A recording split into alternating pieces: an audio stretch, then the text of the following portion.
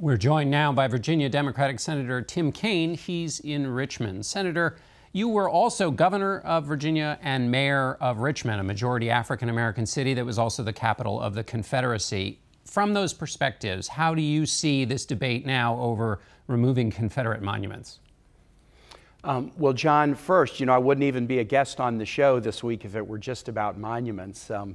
The reason that we're doing this today is because I went to 3 funerals this week. We had a group of white supremacists, neo-Nazis, and Klans members come to Charlottesville, mostly from out of state. They beat a young man nearly unconscious.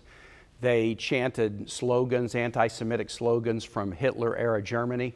One of them ran a car into a crowd and killed a beautiful 32-year-old woman and injured scores of others. The organizer of the rally tweeted out, I hate to say this, but these are his words, that it was payback because she was a fat, disgusting communist.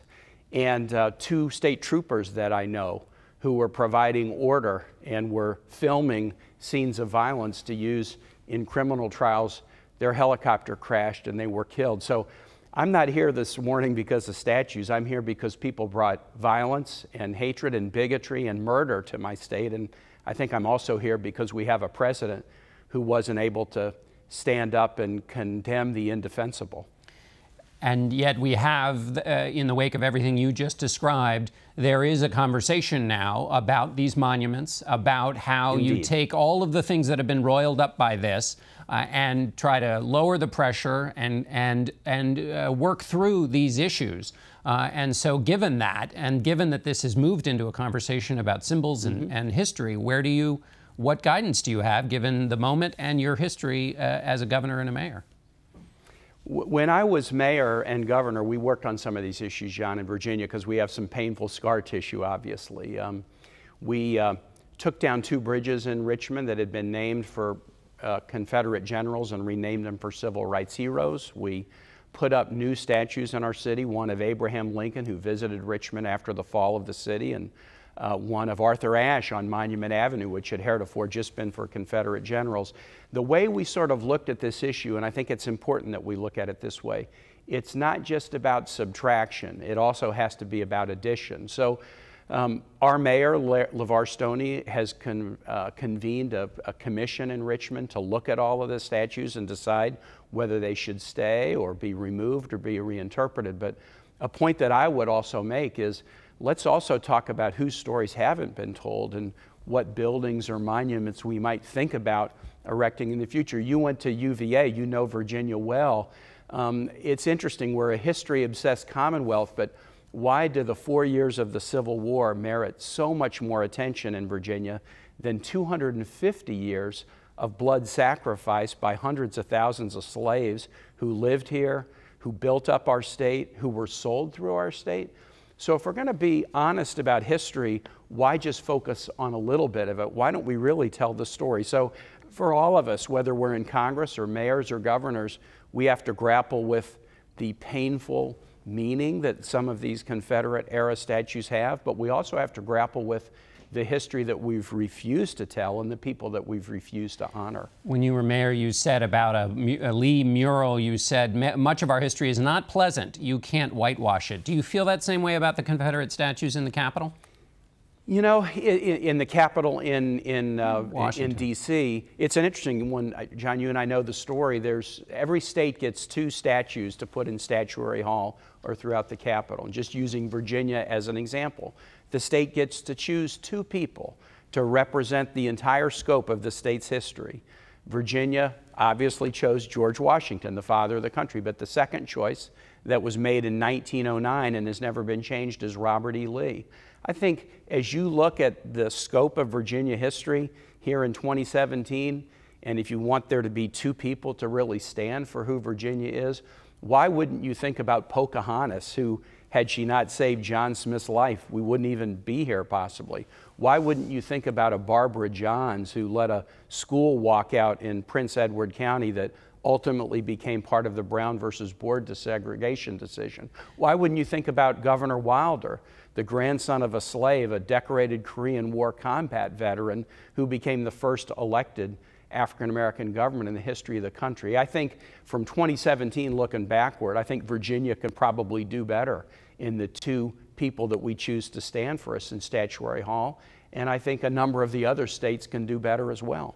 Let me ask you about a point the president raised about violence on the left that has been a part of some of these rallies. Does the Democratic Party have any responsibility to call out violence while it's maybe separate from the issue in Charlottesville, is also a part of the issue in Charlottesville? What's the Democratic Party's responsibility? We should call out violence of any kind. Peacefully protesting is a constitutional right. James Madison, 230 years ago, 1787, they put into the First Amendment the right of the people to peacefully assemble and petition government for redress of grievances. So we need to call out violence wherever it exists. But what the president did this week was suggesting there was some moral equivalence in Charlottesville, and that is outrageous. The president didn't have a hard time when a Somali young man drove a car into a crowd at Ohio State in December. He called it an act of terrorism, which it was. When somebody drove a car into a crowd in Barcelona this week, he jumped on it immediately. It was an act of terrorism. But when this white supremacist drives a car into a crowd of people, killing Heather Heyer and injuring scores more, and the president says there's fine people on both sides or there's violence on both sides, why is he so confused and unclear and unwilling to call out the violent white supremacy that was on such gruesome display in my home state? Let me ask you a quick question about the criticisms of, during the campaign, Hillary Clinton used the word deplorable to describe the kind of people that you started your remarks by talking about, the white supremacists. It overshot the mark. It painted with a broad brush. People felt that she was talking about them. How does the Democratic Party not paint with that broad brush in these conversations that are going to happen coming up now? John, this is a really important question. We ought to throw away all the broad brushes, and we need to be very precise. First, it's really important. You have to condemn the intolerable. When there were people marching through the streets of Charlottesville chanting blood and soil from Hitler rallies or Jews will not replace us, you can't be polite and kind about that behavior or certainly about murder or violence. You have to condemn it. But you have to be very specific about what you're condemning. We're a big, diverse country, and we're very diverse in our points of view, and that's a good thing. We need to listen to each other. I sometimes think, in fact, my graduation speech that I gave this graduation season was about how listening is the lost art in American politics because it's the lost art in American life. And it is very important to be absolutely clear and condemn what's indefensible, but you have to do it in a way that suggests that you're open to dialogue with people who have different points of view than you do. And very briefly here at the end, you're on the Senate Foreign Relations Committee. The president appears to be making a decision about troops to Afghanistan. Should more troops go there? And what is U.S. interest? What are the U.S. interests in Afghanistan? John, I have a high degree of regard for the president's national security team, especially Secretary Mattis, General Dunford, General McMaster. But I will say this, the troop strength question is sort of the cart before the horse. The real question is, what is our strategy? And then when you lay out the strategy, then the troop strength question can kind of answer itself. We have not yet had the presentation of the administration to the Armed Services Committee or the Foreign Relations Committee about what the strategy is. And I suspect that they will come back. They need to do that in September. And then that will then give us a basis for making a judgment about the troop strength question. Thank you, Senator Kaine. We'll be back in 1 minute with deeper analysis on the events in Charlottesville and what they mean for the country.